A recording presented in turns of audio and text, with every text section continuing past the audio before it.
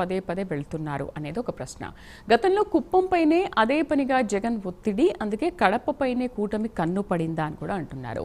కడప వైసీపీలో అప్పుడే ఏమైనా భయం మొదలైందా? జగన్ ఇలాకాలో కూటమి జెండా పాతుతుందా? కూటమి నాయకుల కడప వ్యూహం ఏంటి? మరి నిలదొక్కునేందుకు వైసీపీ ప్రతి వ్యూహాలు ఏం చేస్తుంది? అసలు కడప గడపలో ఏముంది?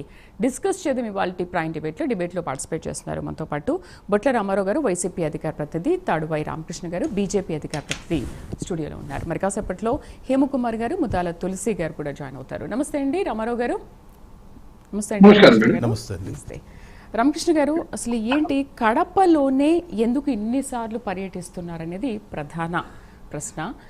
ఇప్పటికీ అధికారం చేపట్టినప్పటి నుంచి చూసుకుంటే చంద్రబాబు నాయుడు 8 సార్లు కడపలో పర్యటించారు. దీని వెనక్కున్న ఆంతర్యం ఏమిటి?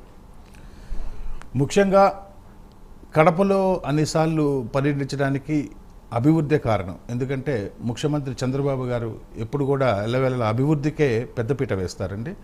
కడపని కాదు, కడప ప్రాంతం ఏదైతే డెవలప్ అవుతుందో తద్వారా రాయలసీమ మొత్తం కూడా డెవలప్ అవడానికి పునాదులు పడతాయి.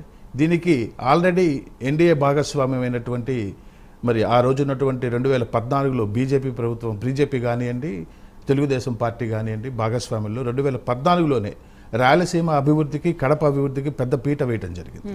చంద్రబాబు గారు అప్పట్లో ఆయన యొక్క సారథ్యంలో భారీ పరిశ్రమలు తీసుకురావటం, భారీ పెట్టుబడులను తీసుకురావటం, పారిశ్రామిక రంగంగా అభివృద్ధి చేయటం, అట్లనే హార్టికల్చర్ రంగాన్ని కూడా అభివృద్ధి చేయటం, అట్లనే కడపలో ఎక్కడైతే నీటి సమస్య ఉందో, కడపదే కాదండి, త్రోట్ రాయలసీమ మొత్తం కూడా నీటి సమస్య, కరువు ప్రాంతంగా ఉండేది. దానికి మరి ఈ రోజున కడపలో అన్ని చోట్ల కూడా నీరు, సాగునీరు అందుతుందంటే అది దానికి ఒక క్రెడిట్ మొత్తం కూడా, గొప్పతనం అంతా కూడా మా ఎన్డీఏ భాగస్వామి అయినటువంటి ముఖ్యమంత్రి చంద్రబాబు గారికి, భారతీయ జనతా పార్టీకే దక్కుతుంది. అయితే ఎందుకు మిగతా జిల్లాలన్నీ ఉన్నాయి కదా, కేవలం కడప మాత్రమే ఎందుకు దృష్టిలో పెట్టుకున్నారు? అలా అనుకోకూడదు. జగన్ ఇలాకా కాబట్టి మనం అక్కడ ఏదైనా ప్రతి వ్యూహం ఏదైనా పన్నొచ్చు, ఇంకా ఏదైనా అక్కడి నుంచే మొదలు పెట్టాలి. ఎందుకంటే 2023 ఆ టైంలో జగన్ ఎలా అయితే కుప్పంని టార్గెట్ చేసుకున్నారు, కుప్పం నుంచి ఏదైనా మొదలు పెట్టాలో కూడా 175 సీట్లు వస్తే కనుక ఏదైనా ఇక్కడ నుంచి మనం చేసి చూపించాలి, వై నాట్ కుప్పం అని అన్నారు కదా. ఇప్పుడు మీరు వై నాట్ కడప అని అంటున్నారా? మేము అలానే అండి. ఎందుకంటే అభివృద్ధి చేసేవాళ్ళు అభివృద్ధి చేసుకుంటూ పోతారండి. మాటలకి పరిమితం కాదు, చేతలకి పరిమితమైనటువంటి ప్రభుత్వం మా ఎన్డీఏ భాగస్వామ్యం ప్రభుత్వం. అందులోనూ పని రాక్షసుడని చంద్రబాబు గారిని అంటారు. ఆయన ఎల్లప్పుడూ కూడా పని మీద దృష్టిని కేంద్రీకరిస్తారు. ఆంధ్రప్రదేశ్ యొక్క అభివృద్ధి ధ్యేయంగా పనిచేస్తున్నటువంటి 3 పార్టీలు, బీజేపీ కానివ్వండి, తెలుగుదేశం కానివ్వండి, మరి పవన్ కళ్యాణ్ గారి నేతృత్వంలో జనసేన పార్టీ.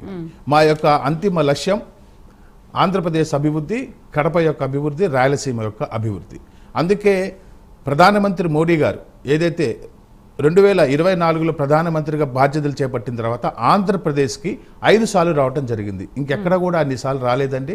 ఆంధ్రప్రదేశ్కి అన్నిసార్లు రావటం వెనక ఆంతర్యం ఏంటంటే 10 లక్షల కోట్ల రూపాయలు ఆంధ్రప్రదేశ్ అభివృద్ధి. ఎందుకంటే గత ప్రభుత్వ పాలకులు చేసినటువంటి అయోమయపు పాలన, రాక్షస పాలన, అభివృద్ధి లేకపోవటం, ఎక్కడ చూసినా కూడా ప్రజలు భయంతో 5 ఏళ్ళు గడిపివేయటం, ఇవన్నీ కూడా కారణాల వల్ల ఆంధ్ర రాష్ట్రము చాలా వెనక్కి వెళ్ళిపోయింది. ఎన్నో సంవత్సరాలు వెనక్కి వెళ్ళిపోయింది. ఎన్నో రకాలుగా. అంటే 2014లో అభివృద్ధి చేశారని మీరే చెప్తున్నారు కదా టీడీపీ ఉన్నప్పుడు. అవునండి. మరి ఆ అభివృద్ధిని ఇంకో ప్రభుత్వం వచ్చినప్పుడు ఏం చేయాలి? అభివృద్ధిని పట్టుకొని అభివృద్ధిని చేసుకుంటూ పోవాలి. అంతేగాని కడపకు ఇవ్వాల్సినటువంటి సాగునీరు కానీ, కడపలో ఉన్నటువంటి నీటి ప్రాజెక్టులు ఏదైతే ఉన్నారో వాటిని డెవలప్మెంట్ కానీ, వాటిని ఆచరించడంలో కానీ గత ప్రభుత్వం ఫెయిల్ అయింది.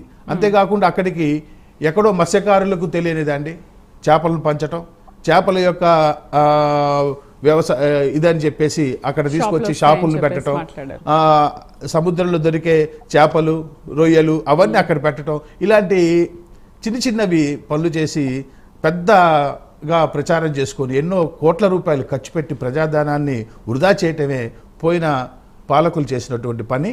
కానీ ఇక్కడ మా యొక్క ధ్యేయం ఆంధ్రప్రదేశ్ అభివృద్ధి, కడప అభివృద్ధి, రాయలసీమ యొక్క అభివృద్ధి మా ధ్యేయం అండి. రైట్. నమస్తే రామారావు గారు. నమస్తే మేడం. రామారావు గారు, ఎన్నికల ముందు సూపర్ 6 హామీలు ఇచ్చాం.